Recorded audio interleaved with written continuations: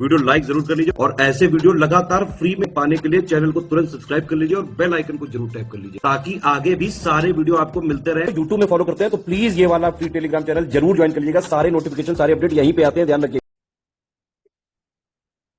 Hello everyone, welcome you all to study for civil services. आज की हमारी date हो गई है 11 जुलाई और 11 जुलाई के इम्पोर्टेंट आर्टिकल्स को हम पूरी तरीके से देखेंगे।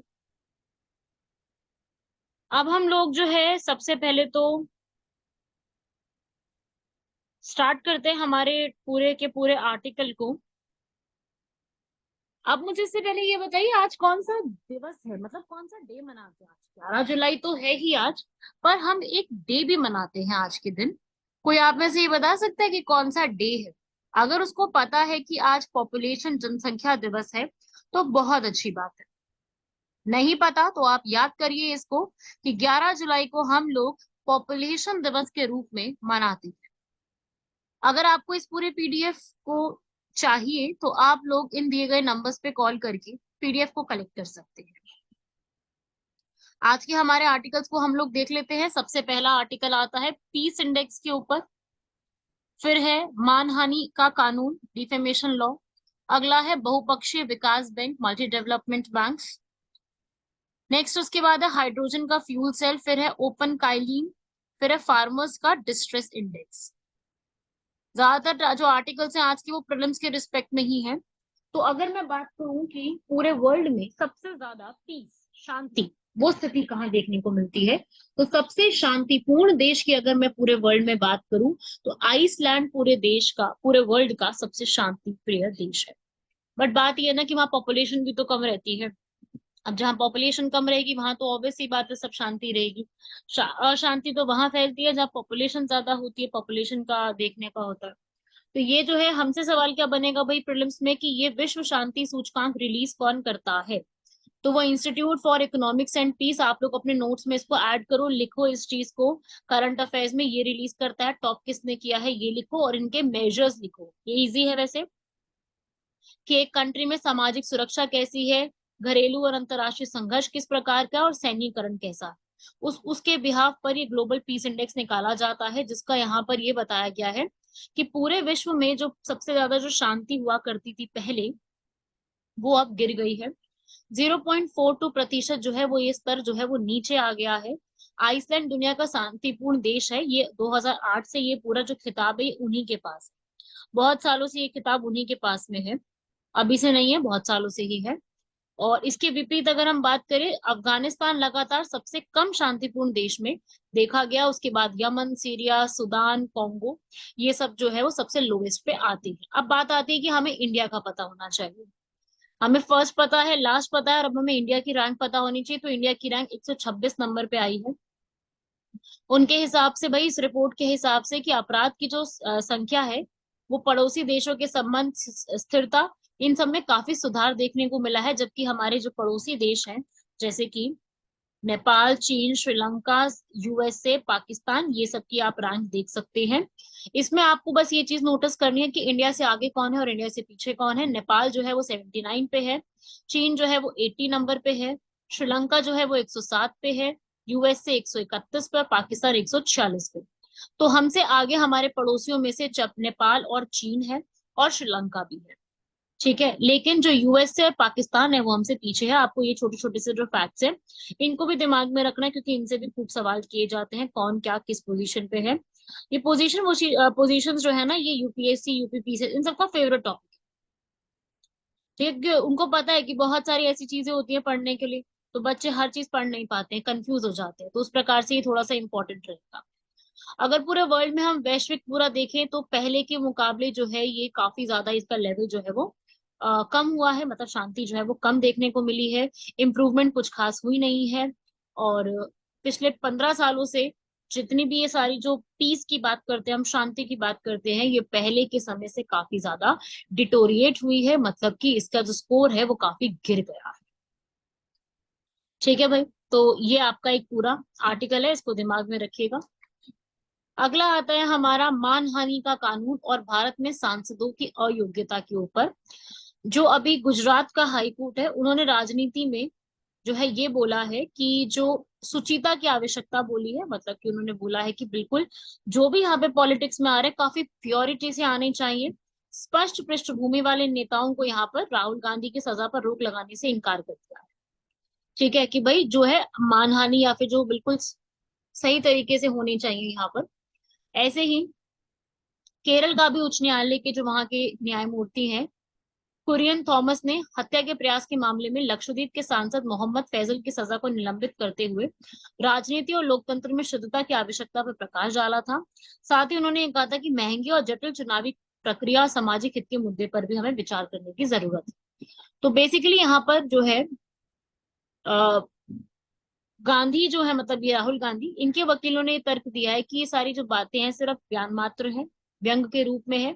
लेकिन गुजरात हाईकोर्ट ने यहाँ पर ये बोला है कि भाई डिफेमेशन जो होती है, मानहानि, ये एक गंभीर अपराध के रूप में जानी चाहिए, क्योंकि जो राहुल गांधी है उनके बयानों से समाज के एक बड़े वर्ग की प्रतिष्ठा पर नकारात्मक प्रभाव देखने को मिला है। इसलिए यहाँ पर जो है ये चीज एक बहुत बड़े रूप में मानी जाएगी। तो अगर मैं बात करूं कि डिफेमेशन के ऊपर क्या भारत में कोई कानून लागू हो रखा है क्या, तो बिल्कुल भारत में मानहानि कानून और सांसदों की अयोग्यता के ऊपर बात है। डिफेमेशन लॉ जो है मानहानि कानून, ये आईपीसी, भारतीय दंड संहिता आईपीसी की धारा 499 और 500 के द्वारा चलाया जाता है, जिसमें किसी भी व्यक्ति, चाहे वो जीवित हो चाहे मृत, आप किसी के ऊपर भी अपमानजनक टिप्पणी जो है वो यहाँ पे नहीं कर सकते हो। ठीक है, आप किसी की प्रतिष्ठा को नुकसान नहीं पहुंचा सकते, दूसरों की नजर में उसको गिरा नहीं सकते हो। तो ये सारी चीजें आती है इसके अंदर, दीवानी, फौजदारी, चाहे रेवेन्यू हो चाहे सिविल हो, क्रिमिनल हो, हर तरीके के केसेस को यहाँ पर इंक्लूड किया जाता है। और इसके लिए आपको जो है इम्प्रेजनमेंट, कारावास, अर्थदंड दोनों दिए जा सकते हैं। एमपी को डिस्क्वालीफाई कर सकते हैं, अयोग्य ठहराया जा सकता है, उसको एमपी बनने से भी रोका जा सकता है, ये सुप्रीम कोर्ट ने भी यहाँ पर बोला है। ठीक है भाई, तो ये भी छोटे छोटे से फैक्ट्स याद रखिएगा। कुछ मामलों में न्यायालय द्वारा किसी संसद की अयोग्यता को निलंबित भी किया जा सकता है। ठीक है भाई, अगर सही तरीके से नहीं हुआ है तो उसकी जो उनकी योग्यता है उनको भी हम कम कर सकते हैं। तो बैलेंस इसके ऊपर बनाना बेहद जरूरी है। देखो भाई, जो डेफिनेशन है पूरी डिफेमेशन की, मानहानि की जो परिभाषा है वो काफी व्यापक रूप से बड़ी है। ऐसे मौखिक और लिखित दोनों ही बयान उसमें शामिल होते हैं। आपने किसी के मौखिक रूप से किसी को कुछ बोला हो या लिखित रूप से बोला हो, दोनों ही चीजें शामिल। तो मानहानि का जो कानून है वो काफी जटिल है। ठीक है, साथ ही साथ किसी सांसद की अयोग्यता से उसके राजनीतिक परिदृश्य पर भी काफी व्यापक प्रभाव पड़ता है। तो ये कोर्ट्स ही यहाँ पर डिसाइड करते हैं कि भाई किसी भी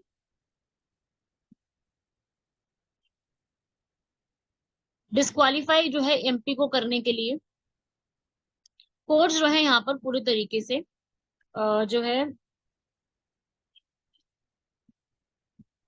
योग्यता रखते हैं पूरा लिखने के लिए। ठीक है, तो आप लोग वैसे प्रीलिम्स के लिए ये पूरा तो अपने आप पढ़ेंगे ही, 10th शेड्यूल के बारे में। आप सभी लोगों को 10th शेड्यूल का तो वैसे ही पढ़ के जाना है। ठीक है, बाकी बची बात यहाँ की, हमारी जो इस बार का ये केस है इसमें भी ये चेंजेस देख रहे हैं हम। बाकी आप लोगों को 10th शेड्यूल पूरी तरीके से पढ़ के जाना है। ठीक है, आपको सारा जो है प्रीलिम्स के बारे में फैक्ट्स वगैरह सारी चीजें कंप्लीट करके जानी, क्योंकि 10th शेड्यूल से कई बार यूपीएससी जो है वो सवाल कर चुकी। ठीक है, चलिए अगले में आते हैं, मल्टी लेटरल डेवलपमेंट बैंक।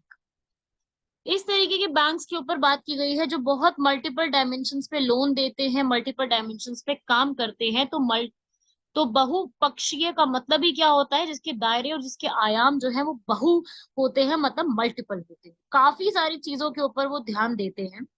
तो उसी के लिए यहाँ पर बहुपक्षीय विकास बैंक जो होते हैं ये काफी सारी चीजों पर जो है व्यापक चर्चा करते हैं। जैसे अभी हमारे प्रधानमंत्री नरेंद्र मोदी और संयुक्त राज्य अमेरिका के राष्ट्रपति जो बाइडेन ने इनके ऊपर सुधार करने की बात कही है। साथ ही साथ G20 की अध्यक्षता में भी इन चीजों के ऊपर बात की गई है, जिसमें वित्त मंत्री, केंद्रीय बैंक गवर्नर, ये सब चीजों को शामिल किया गया है। ये बोला गया है कि जैसे वर्ल्ड वॉर 1 के बाद जो है हम लोगों ने यहाँ पर IMF, वर्ल्ड बैंक ग्रुप का बनाया था, ताकि हम लोग पूरे एक एरिया की, पूरे एक स्ट्रक्चर को हम दोबारा से क्रिएट कर सके। और वर्ल्ड बैंक में उस समय तो वर्ल्ड बैंक सिर्फ, जो आपको पता है ना सबको ये चीज, कि वर्ल्ड बैंक जब बना था तो वो सिर्फ IBRD के रूप में बना था, ये international bank for reconstruction and development के रूप में। ठीक है, जिसमें हम अंतर्राष्ट्रीय पुनर्निर्माण और विकास बैंक कहते हैं, लेकिन बाद में इसका निर्माण जो है वो बहुपक्षीय आयाम में 5 बैंक के रूप में कर दिया गया, जिसमें क्या क्या आता है, जिसमें आप ये नाम पढ़ सकते हैं यहाँ पर, इसके अंदर आईएफसी, आईजीए, मीगा, आईसीएसआईडी, ये सारी चीजों को शामिल किया गया। ठीक है, तो ये सारी चीजें इसमें शामिल है वर्ल्ड बैंक ग्रुप के अंदर। और साथ ही साथ इंडिया जो है इन पांचों ग्रुपिंग का मेंबर है, बिल्कुल सही बात है। तो इसी तरीके से जैसे वर्ल्ड बैंक को हम जानते हैं, तो ये वर्ल्ड बैंक ग्रुप बहुत ही पुराना जो है मल्टीलैटरल डेवलपमेंट बैंक है। तो ये जो है इसमें बहुत ज्यादा पुराने बैंक में काउंट किया जाता है। आपको ऐसे ही याद रखना है कि मल्टीलैटरल डेवलपमेंट बैंक के लिए बोला गया है, जो हमें हर तरीके की असिस्टेंस प्रोवाइड करते हैं, चाहे फाइनेंशियल हो चाहे टेक्निकल हो, हर तरीके की असिस्टेंस प्रोवाइड करते हैं, उन्हें हम कहते हैं मल्टीलैटरल बैंक, जिनका काम होता है इकोनॉमिक ग्रोथ को बढ़ाना। आप रीड कर सकते हो। और बहुत सारे ऐसे मल्टीलैटरल बैंक है जिनकी लिस्ट मैंने यहाँ पे बनाई है, जैसे कि एशियाई विकास बैंक, एडीबी, जिसके हेडक्वार्टर्स कहाँ है, मनीला, फिलीपींस में है।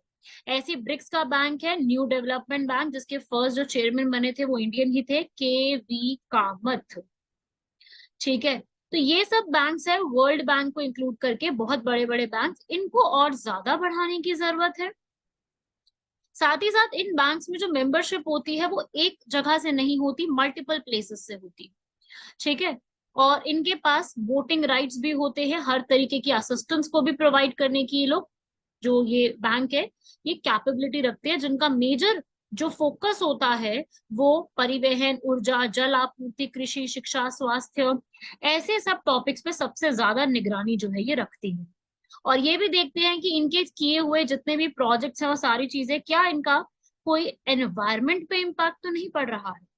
ठीक है भाई, तो ये आप रीड कर लो, मैंने यहाँ पे स्टॉप कर दिया है, आप इसमें रीड कर सकते हैं। आप लोग इस वाली बात को जानते हैं, अगर कल को जीएस पेपर 3 में क्वेश्चन आता है what is the role of multi lateral development banks, तो आप यहाँ पे ये बता सकते हैं कि ये इनका रोल होता है, आप अपनी लैंग्वेज में एक्सप्लेन कर सकते हो।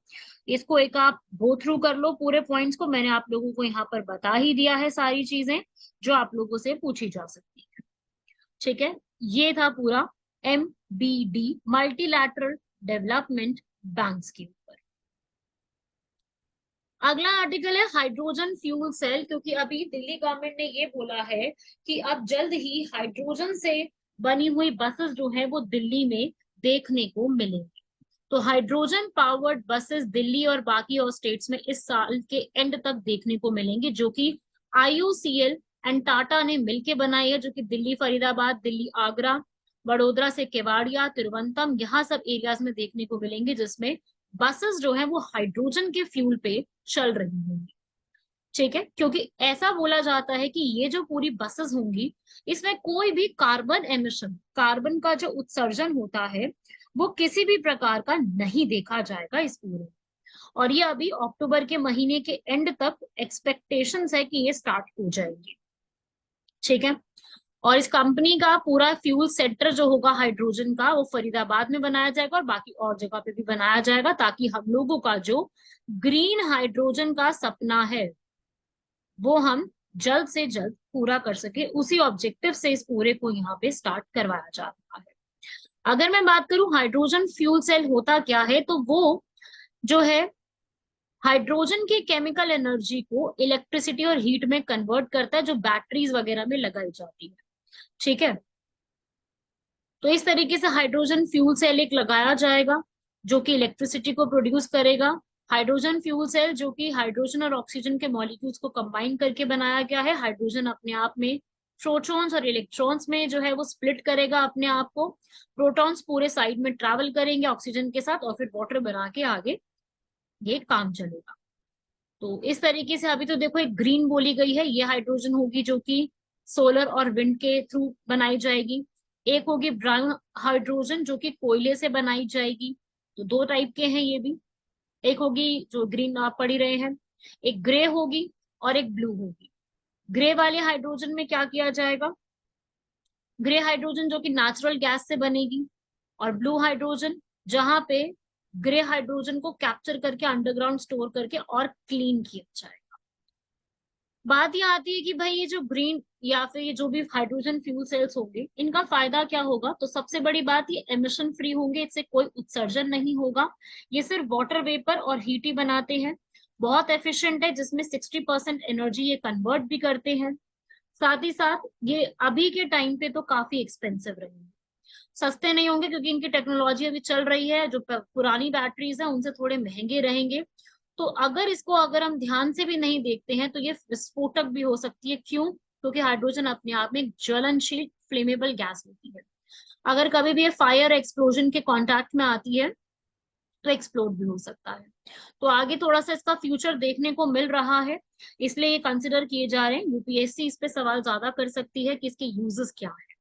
यूपीएससी को यूजर्स जैसे टॉपिक पे पूछने का बहुत ज्यादा रहता है, तो वो इस टाइप के क्वेश्चन काफी पूछते हैं।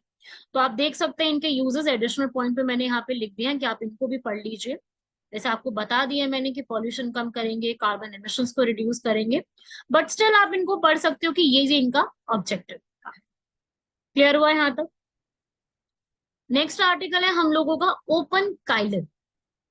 चाइना ने अपना खुद का open source computer operating system यहाँ पे डेवलप किया है, ताकि यूएस की टेक्नोलॉजी को कम किया जा सके। नाम रखा है उसका ओपन काइलिन, जो कि खुद का उनका ओपन सोर्स सॉफ्टवेयर की तरह काम करने वाला है, जो कि 4000 से ज्यादा डेवलपर्स ने एक बनाया है। ठीक है, जैसे माइक्रोसॉफ्ट है, एप्पल है, विंडोज है, मैक है, ऐसे ही एक ओपन काइलिन भी होगा। ठीक है, और ये ओपन सोर्स सॉफ्टवेयर क्या होता है? जैसे कि हम यूज करते हैं सारे सॉफ्टवेयर्स को ऑपरेटिंग सिस्टम पे, हम जिसमें काम करते हैं, जैसे कि माइक्रोसॉफ्ट हो गया, विंडोज, एप्पल का आईओएस, मैक का, ये सब है ना। तो ये क्लोज्ड तरीके से काम करते हैं, आपके सारे कोड को सीक्रेट रखते हैं, और ये सारा जो कोड रहेगा वो सिर्फ कंपनीज के पास ही एक्सेसिबल होता है। जो भी माइक्रोसॉफ्ट एप्पल में चेंजेस होते हैं, वॉट एवर इट इज, वो सब कुछ किसके पास एक्सेस होता है? वहां की कंपनियों के पास होता है। तो ये ओपन सोर्स यहाँ पे किया जाएगा, जिसमें ऑलमोस्ट तो ये हमें फ्री ही है, बहुत चीप रेट पे मिल भी जाते हैं, विश्वसनीय होते हैं, कार्य सक्षम होते हैं, बहुत ही फ्लेक्सिबल होते हैं, आपको पता ही है। हम लोग यहाँ पे करते भी हैं इसको यूज। अगर कभी इस पे कोई चेंजेस आ भी जाते हैं, कोई एरर आ जाता है, कोई बग आ जाता है, तो आप भी जानते हैं कि एरर को और इनको बग्स को रिमूव करने के लिए क्या करते हैं, मतलब वो जो हमारा अपडेट होता है वो वहां से किया जाता है, और यहाँ पर जो सारी चीजें हैं उस सॉफ्टवेयर में चेंजेस हो जाते हैं। तो ये तो बहुत इसके एडवांटेजेस है। लेकिन प्रॉब्लम सबसे बड़ी क्या होती है इसमें? हैकिंग सिस्टम का होना। सिक्योरिटी बहुत बड़ी रिस्क पे रहती है, कॉम्प्लिकेशंस बहुत होते हैं, और सपोर्ट कभी यहाँ पर ज्यादातर जब लोगों को समस्या आती है तो कस्टमर सपोर्ट यहाँ पे नहीं मिल पाता। तो एक ये कुछ प्रॉब्लम्स है। अदरवाइज ये सिस्टम जो है अब ये डेवलप किया है, तो हमसे ये पूछा जाएगा कि ओपन किनले जो है ये सॉफ्टवेयर काइलिन जो है ये किसने डेवलप किया है, तो चाइना इसका आंसर रहेगा। ठीक है, प्रीलिम्स के लिए याद करना है, इसमें मेंस के लिए कुछ नहीं पूछा जाएगा। आज का हमारा लास्ट आर्टिकल देख लीजिए, फार्मर्स डिस्ट्रेस इंडेक्स। मतलब कि फार्मर्स के ऊपर जो संकट है उसका एक सूचकांक निकाला है, ये भारत के उसमें ही निकाला गया है, जो कि CSIR जो है, सेंट्रल रिसर्च इंस्टीट्यूट, लेकिन ये ड्राईलैंड एग्रीकल्चर के इन्होंने यहाँ पे निकाला है, ये बताने के लिए कि कब कब फार्मर्स की क्रॉप का लॉस हो सकता है, इनकम कम हो सकती है, क्या क्या प्रॉब्लम कब कब फार्मर्स को फेस करनी पड़ती है, उसके लिए फार्मर्स डिस्ट्रेस संकट का एक इंडेक्स अलग से निकाला गया है, जो वार्निंग सिस्टम प्रोवाइड करेगा फार्मर्स के लिए। तो ये एक इंडेक्स है फार्मर्स के लिए, और इस इंडेक्स में जो भी वैल्यूज रहेंगी वो 0 से 0.5 के बीच में रहेंगे, और इंडेक्स अगर सीवियर होता है तो प्रॉब्लम ज्यादा होगी संकट में। और इसके लिए जो है अभी इंडेक्स में ये बोला जा रहा है कि इसको जो समस्याएं होंगी वो फार्मर्स को एक ऐप के थ्रू बताई जाएगी। तो अभी तो कंप्लीशन हुआ नहीं है इसका पूरा, जैसे जैसे कंप्लीशन होगा वो चीजें यहाँ पे की जाएंगी। पहले तो यहाँ पर इस पूरे के लिए चेक क्या किया जाएगा? संकट के लिए सबसे पहले तो संकट का कारण पता लगाया जाएगा कि भाई यहाँ पर ऋण की समस्या आती है, आत्महत्या के कारण किसानों की मृत्यु है, कीट हमला हो रहा है, सूखा पड़ रहा है, बाढ़ आ रही है, क्या समस्या आ रही है जिसकी वजह से फार्मर्स को नुकसान है। फिर यहाँ पर ये देखा जाएगा कि भाई उनसे टेलीफोनिक इंटरव्यू करके क्वेश्चंस पूछे जाएंगे डिस्ट्रेस के ऊपर। उस हिसाब से पूरा एक मैप जो है वो तैयार किया जाएगा, जिसमें आंसर्स जो है वो इन चीजों पे बेस्ड होंगे। सबसे पहली प्रॉब्लम ऋण की, सूखा आ जाता है, बाढ़ आ जाती है, फसल की बर्बादी हो जाती है, योजनाएं को कितना मिल पा रहा है उनको, भूमि की क्या समस्या है, सिंचाई की सुविधाएं क्या है, अगर हेल्थ का कोई एक्सपेंडिचर है तो उसमें क्या समस्या है, ये सारी चीजें जो है वो क्वेश्चंस जो है वो पूछे जाएंगे। और उसके बिहाफ पर एक, आप कहते हैं ना, ब्लूप्रिंट और एक मैप तैयार करना, वो एक मैप यहाँ पे तैयार किया जाएगा। क्लियर हुआ सबको? तो ये फार्मर्स डिस्ट्रेस इंडेक्स एक निकाला गया है। अभी इसको यहाँ पे डेवलप किसने किया है, ये आपको पता होना चाहिए। केंद्रीय शुष्क भूमि कृषि अनुसंधान संस्थान, central research institute for dryland agriculture. ठीक है, आज के हम अपने क्वेश्चंस देख लेते हैं। हमारा सबसे पहला क्वेश्चन है एक्सरसाइज साल्विक्स, जो कि इंडियन नेवी यूएस नेवी के बीच में चलती आ रही है बहुत पुरानी। तो ये स्टेटमेंट्स दोनों ठीक लिखी हुई हैं। अभी ये एक्सरसाइज जो है जून और जुलाई के पूरे टाइम पीरियड में कंडक्ट की गई है साल्विक्स के नाम से Kochi. Navy, Indian navy, US navy दोनों पार्टिसिपेट कर रही हैं। दोनों स्टेटमेंट करेक्ट है, बहुत इंपॉर्टेंट है, क्योंकि एक्सरसाइजेस के ऊपर खूब प्रश्न आते हैं। आप सभी से मैं यही कहूंगी कि एक्सरसाइज का टॉपिक आप कभी स्किप करके मत जाइएगा। एक्सरसाइजेस का टॉपिक बेहद इंपॉर्टेंट रहेगा आपके एग्जाम के लिए। तो मेरा सजेशन आप सभी को यही रहेगा कि आप सब लोग एक्सरसाइजेस का टॉपिक डिटेल में जब भी जो पूछा जाए अलग से ही पोर्शन बना लीजिए डिफेंस का। डिफेंस का पोर्शन अपने आप में बहुत इंपॉर्टेंट रहेगा। ठीक है, लास्ट क्वेश्चन है हमारा कोलंबो का सिक्योरिटी एनक्लेव, जिसमें ये सारी स्टेटमेंट्स ठीक लिखी हैं, जो कि 2011 में इंडिया, मालदीव, श्रीलंका ने स्टार्ट किया था। जिसके सेक्रेटरीट जो है वो अभी कोलंबो श्रीलंका में ही है, इसलिए इसका नाम कोलंबो सिक्योरिटी एनक्लेव है। और मॉरिशस इसमें ऐड हुआ है, बांग्लादेश, सेशल्स भी इसमें ऐड हुए हैं। तो इसका ऑब्जेक्टिव क्या है कि जितने भी यहाँ पर कंट्रीज हैं जो कि इसकी पार्ट है, नेबरिंग कंट्री या उसमें ज्यादातर, तो इसमें जो है असल में पहले ये इंडिया, मालदीव और श्रीलंका की 3 के साथ ही शुरू हुआ था, जैसे क्वाड है, बाकी सब है ना, ऐसे इसको भी स्टार्ट किया था ताकि इस रीजन के अंदर टेररिज्म को खत्म किया जा सके। इंटरनेट में जो सोशल मीडिया का गलत इस्तेमाल होता है उसको जोड़ा, खत्म किया जा सके। और इसमें चौथा मेंबर कौन जुड़ गया, मॉरिशस, चौथा। उसके बाद बांग्लादेश और सेशल्स इसके अंदर ऑब्जर्वर्स के रूप में जुड़ गए हैं, जिनका काम है पूरा जो समुद्र के आसपास की सिक्योरिटी है, टेररिज्म है, ट्रैफिकिंग है, क्राइम है, डिजास्टर रिलीफ है, इन सबको यहाँ पर क्या किया जाए, खत्म करने के लिए कोई ना कोई स्टेप्स को लिया जाए। तो हमसे सवाल जो है ये तीनों पॉइंट्स के ऊपर अच्छा खासा पूछा जा सकता है। आप सबको इन चारों पॉइंट्स के ऊपर अच्छे से फोकस करके पूरा अपना सिलेबस इस तरीके से कंप्लीट करना। और मेरे वीकली करंट अफेयर्स भी अपलोड हो गए हैं। इस लास्ट हफ्ते तक के 7 जुलाई तक के करंट अफेयर्स सारे अपलोडेड हैं यूट्यूब के ओनली करंट अफेयर्स चैनल पर। आप सभी लोग उस पूरे को कंप्लीट करके अपने पूरी की पूरी प्रिपरेशन को मैं फ्री में आपको दे रहे हैं स्टडी फॉर सिविल सर्विसेज की तरफ से। सभी को इसका फायदा ज्यादा से ज्यादा उठाना है, स्किप नहीं करना, इन सब चीजों को ज्यादा से ज्यादा चीजों को पढ़ के जाइए और आपकी बहुत अच्छी तैयारी होगी। करंट अफेयर कोई भी नहीं छूटेगा क्योंकि सब कुछ ही कवर करवाया जा रहा है।